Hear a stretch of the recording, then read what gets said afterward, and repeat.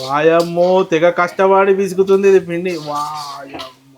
ఎప్పుడైనా సరే non veg వండేటప్పుడు అప్పటికప్పుడు ఇలా మిక్సీ పట్టిన అల్లం వెల్లుల్లి వేస్తే కనుక ఆ టేస్టే వేరు అసలు.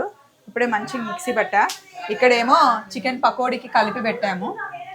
పూరి పిండి మా చెల్లి దడుపుతుంది. ఇదేమో బోటి ఫ్రై అన్నమాట. ఇక్కడ బోటి ఉడుకుతుంది. కథ ఇది నడుస్తుంది అనమాట. మా తమ్ముడి హడావిడి చేయడం తప్ప ఏ ఉండదు. ఏదో పెద్ద బిల్డప్. ఇవన్నీ నేను దగ్గరుండి సెలెక్ట్ చేసి చేయించినవే అన్ని. భయపడకండి, సడన్ గా ఇలా సడన్ గా ట్విస్ట్ అయ్యేసరికి భయపడకండి.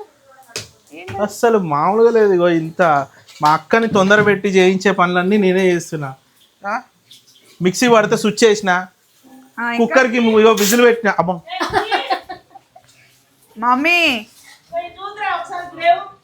చూసినావా, ప్రతిదానికి మా అమ్మ నాన్నే పిలుస్తుంది.